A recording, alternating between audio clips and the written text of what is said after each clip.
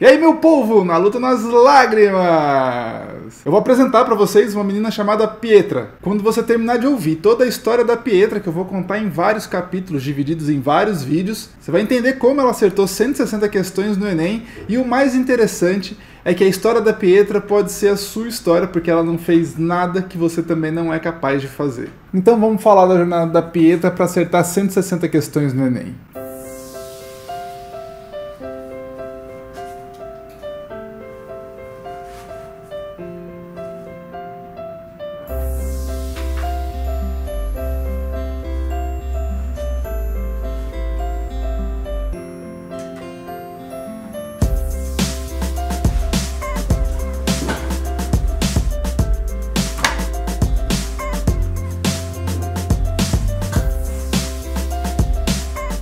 A história da Pietra começa com uma pergunta muito simples. Por que eu fui tão mal no Enem? Ela prestou o Enem e não chegou nem perto do resultado que ela precisava. Quando ela corrigiu as respostas dela com o gabarito oficial, primeiro ela ficou triste, depois ela ficou com raiva e depois ela desanimou. Depois de todas as provas, Enem e tudo mais, os tios que ela não via há mais de 10 anos tinham combinado de passar as férias com a família dela. Eram os dois tios e o Tomás, o primo que ela também não via há mais de 10 anos. Os dois tinham quase a mesma idade e os dois tinham feito o Enem aquele ano. Quantos acertos cada um teve na prova não foi a primeira conversa que os dois tiveram, mas foi a segunda. Quando o Tomás disse que tinha acertado 157 questões da prova, a Pietra pensou na hora: esse infeliz deve ser algum tipo de gênio. Não consigo ter interesse em pessoa desse tipo, que faz tudo tão fácil, que tudo acontece pra ela. Não quero nem falar do quanto acertei. O Tomás percebeu que ela não estava muito feliz com essa coisa de quantos acertos cada um teve na prova do Enem e deixou o assunto morrer. A Pietra até queria desabafar com alguém sobre esse lance de ter feito a prova e não ter acertado tanto, mas será que desabafar com uma pessoa que acertou 157 questões era uma ideia boa? Será que essa pessoa ia conseguir entender o que aconteceu com ela? Pietra achou que não, logo não valia a pena conversar com o Tomás sobre isso. Nos próximos dias ela percebeu que o Tomás era um moleque bem gente boa. Fazia o que todo mundo fazia, gostava de série, gostava de filme, gostava de não fazer nada, gostava de acordar tarde, curtir YouTube. E não faltava assuntos que os dois gostavam de conversar. Ela ficou mais à vontade e decidiu voltar um pouco nesse assunto de faculdade. E perguntou pra ele o que ele queria prestar. Eu vou fazer engenharia mecatrônica, e você? Quero fazer medicina, mas com essa quantidade de acerto eu não passo nem perto, né? Mas se eu tivesse feito 157 acertos como você fez no seu primeiro Enem, eu estaria super animado agora. Por alguma razão o Tomás achou estranho esse lance dela falar do primeiro Enem dele. Ah, você tá achando que esse Enem que eu fiz agora foi meu primeiro Enem? Que eu acertei 157 questões? Não, esse foi meu terceiro Enem. E nos dois anteriores eu fui pior do que você. Significa que falando em primeiro Enem, você foi melhor do que eu no seu primeiro Enem. Não, peraí. Quer dizer, então, que 157 acertos não foi no seu... Eu tava achando que você era algum tipo de gênio, e agora você vem e me fala que nos outros Enems você foi pior do que eu, e agora você fez 157? A vida mudou. Tô me roendo de curiosidade pra saber o que foi que você fez. Eu achei que você nem queria falar sobre isso. Não, com um gênio eu não quero falar sobre isso mesmo. Quando a pessoa acerta 157 questões porque é gênio, beleza, a gente não explica, não sabe como aconteceu.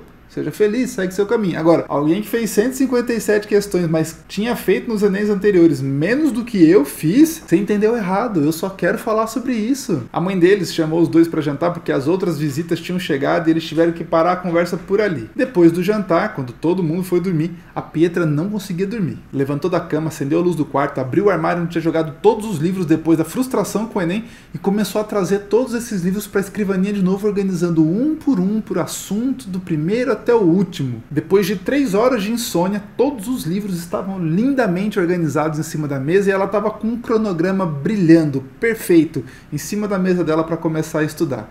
Esse lance de conversar com o primo dela, que acertou 157 questões no Enem, deu uma pilha na menina. Só depois disso ela conseguiu deitar na cama e cochilar. No outro dia o Tomás acordou, perguntou pela Pietra, ninguém sabia dela. Ela só saiu do quarto depois das 11 horas da manhã. O Tomás perguntou o que ela estava fazendo no quarto até as 11 da manhã, ela disse que acordou cedo e que por conta da conversa que eles tinham começado a ter no dia anterior, ela ficou super motivada para estudar e não queria perder tempo. Tomás disse que ele fez exatamente isso depois que ele prestou o Enem pela primeira vez e que no final do ano ele estava só o bagaço. Estudou tudo que ele pôde no segundo ano de preparação dele e mesmo assim o resultado não foi bacana, não melhorou muita coisa.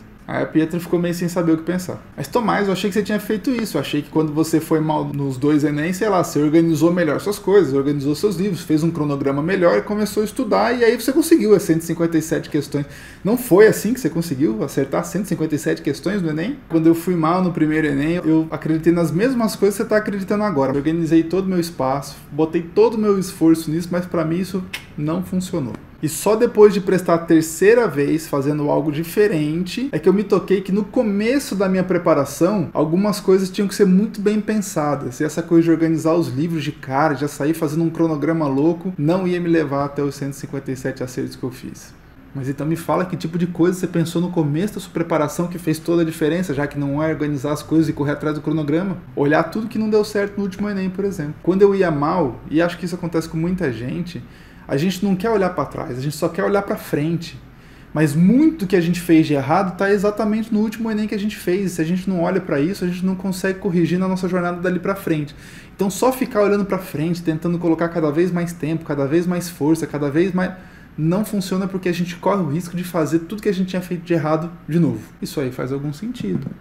Depois que eu fui mal 2 vezes no Enem, eu acabei fazendo uma lista de coisas que não funcionaram pra mim. Por exemplo, eu estudei muito, sabia bastante coisa, mas o meu tempo de prova era horrível. Eu não conseguia fazer as questões no tempo que eu precisava fazer. Outra coisa importante é que eu não fiz muitas questões durante o ano em formato de simulado, em que eu sento e faço por 4 ou 5 horas 90 questões e meço o meu tempo para ganhar agilidade nisso. Isso aí também foi um problema que eu tinha nos 2 anos de preparação, que eu não tive na minha terceira vez. A forma como eu gastei o meu tempo durante os 2 primeiros anos de preparação foram horríveis. Eu gastei muito tempo estudando coisa que não tinha importância, gastei muito tempo assistindo aula e fazendo coisa que não tinha relevância nenhuma, que não virou resultado no dia do Enem.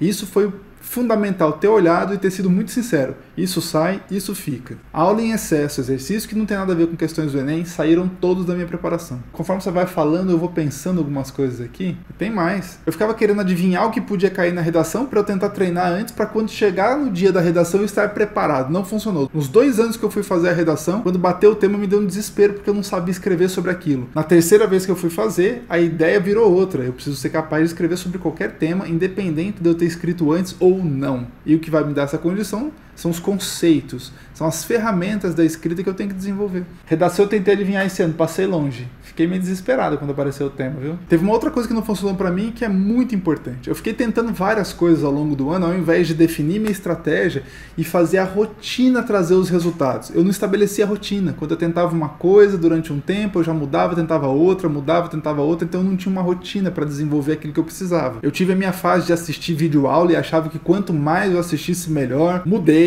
entrei na fase dos resumos, quanto mais bonito e quanto mais resumo eu tivesse, mais fácil eu lembraria das coisas depois, quando fosse fazer as questões. Mudei, depois entrei na fase de tentar tudo que os outros diziam que estavam fazendo. Mudei, mas não mudei a tempo. Cheguei no dia do Enem e percebi que nada dessas coisas trouxeram o resultado que eu esperava, porque meu resultado foi muito parecido com o ano anterior. Às vezes eu faço isso também. Ouço alguém falando uma coisa que tá dando certo, já quero fazer. Às vezes eu tento 1 ou 2 semanas e não faço mais. E aí eu acho que teve um dos erros mais graves que eu cometi na minha preparação. Eu não criei uma forma de avaliar a minha evolução. Eu só entendi que eu estava evoluindo se eu estivesse cumprindo meu cronograma, assistindo o máximo de aulas e fazendo tudo que o cursinho mandava. Eu não tinha uma referência minha, própria, pessoal, que dizia, olha, esse dia de hoje colocou você mais perto da sua aprovação. Não, eu achava que só pelo fato de ter cumprido mais uma etapa do cronograma, isso daria certo para trazer minha aprovação.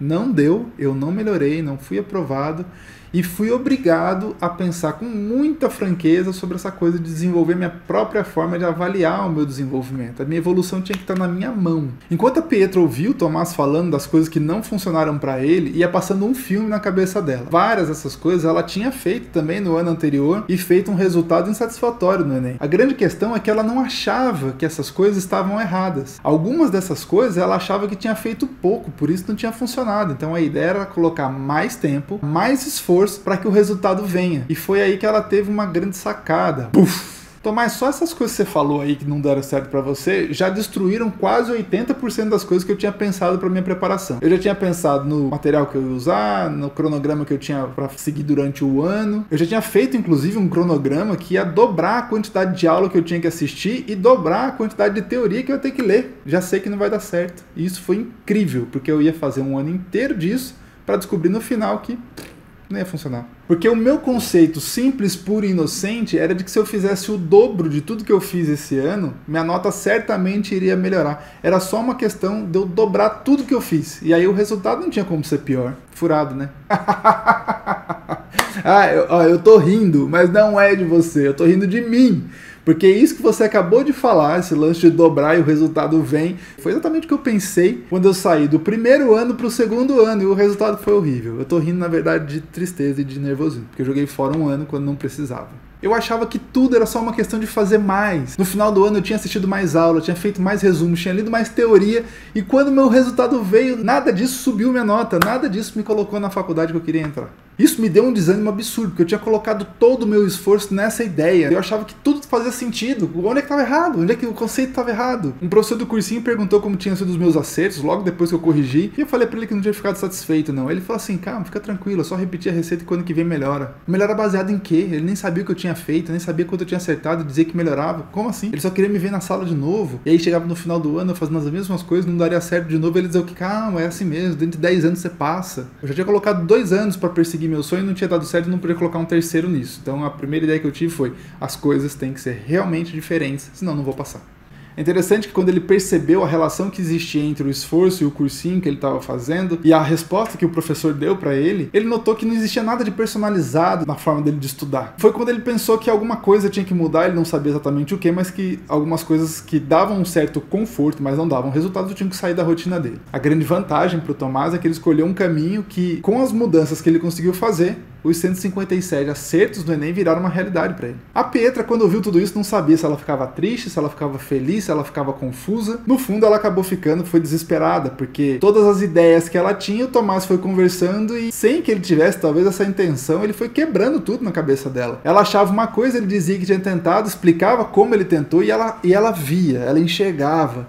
Realmente, isso não vai funcionar. Cada pedaço dessa estrutura que ia caindo, ela sentia todo o castelo da preparação dela desmoronar. E isso não deixa ninguém feliz. Tomás! É muito desespero para uma conversa só. Da onde veio a ideia do que você tem que fazer diferente para chegar nos 157? Olha, se você não tivesse esses 157 acertos no Enem, eu não estava nem conversando com você mais. Eu achava que você era louco. Quando eu olhei a quantidade de acertos que eu tive na prova, eu descobri que aquilo era muito pouco. E que para passar onde eu queria, teria que ter muito mais acertos. E aí, todo o meu objetivo começou a se tornar, eu preciso ser capaz de acertar as questões. E teve um cara que eu ouvi falando exatamente sobre isso, que é o cara que criou o Doodle. E ele falou justamente sobre encontrar as questões de ouro durante a preparação. E aquilo fez todo sentido do mundo pra mim. Eu já ouvi isso tudo, já assisti uns vídeos do Kleber, mas funciona. A primeira vez que eu ouvi falar do Doodle, é uma plataforma que seleciona as questões das mais fáceis para as mais difíceis dentro daquilo que mais cai no Enem. Conforme você erra, ele seleciona a melhor questão para você fazer depois, para que você se desenvolva e vá conseguindo acertar cada vez mais questões ao longo da jornada. Beleza, ouvi, adorei, achei super legal, não comprei. Eu não assinei a plataforma. Um amigo meu que também assistiu os vídeos, ele me indicou, ele comprou a plataforma e insistiu para eu comprar, disse que funcionava e eu não entrei na dele. Ele me indicou outros vídeos que eu também gostei. Eu tinha um vídeo que ele falava sobre fazer teoria antes de estudar as questões. É o melhor caminho? Não é. O vídeo faz todo sentido. Como é que a gente estuda quando a gente não tem base? Outro vídeo bom. E tem vários outros que eu fui assistindo, fui ouvindo. E meu amigo dizia, cara, assina que vai orientar. E eu sabia que tinha que fazer alguma coisa diferente, achava legal o discurso dele, mas eu não assinei. E isso foi depois que eu fiz o meu primeiro resultado ruim no Enem. No segundo ano de preparação, eu estava fazendo um monte de coisa que eu tinha certeza que ia funcionar. Então eu não achava que era necessário, apesar de ver lógica em tudo que era falado, eu achava que eu conseguiria fazer sozinho e tentei durante o ano todo, sabendo que as ideias faziam sentido, mas que eu ia conseguir fazer o meu resultado sem usar essa plataforma. E aí, como é que foi? No final do ano eu não alcancei a quantidade de acerto que eu precisava acertar.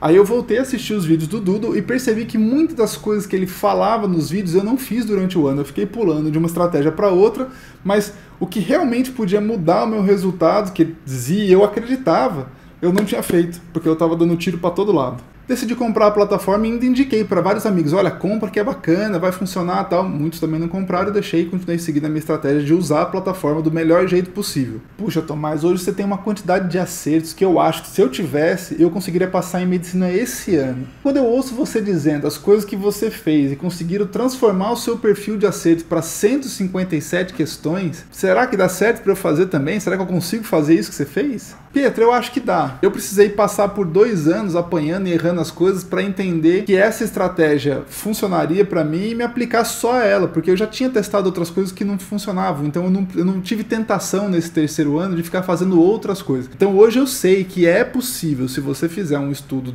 da forma como eu fiz, você conseguir alcançar um resultado semelhante ao que eu fiz. Eu posso te explicar como eu fiz isso em detalhes, se você quiser. Ah, Tamás, claro que eu quero que você me explique, a gente vai ter tempo, nós vamos passar as férias juntos e eu vou querer saber o que funcionou, o que não funcionou e como as coisas aconteceram no seu ano.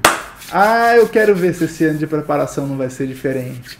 Aguarde que a jornada da Pietra vai ser boa. No próximo episódio eu vou continuar apresentando o que a Pietra e o Tomás conversaram e começaram a pensar sobre a preparação dela. E vai ser muito interessante você notar como cada elemento se encaixou na jornada da Pietra para que ela acertasse 160 questões do Enem. É só acompanhar. Não vai perder, hein? Se inscreve aqui no canal, ativa o sininho que toda vez que sair um capítulo novo da jornada da Pietra você vai ser avisado. Valeu!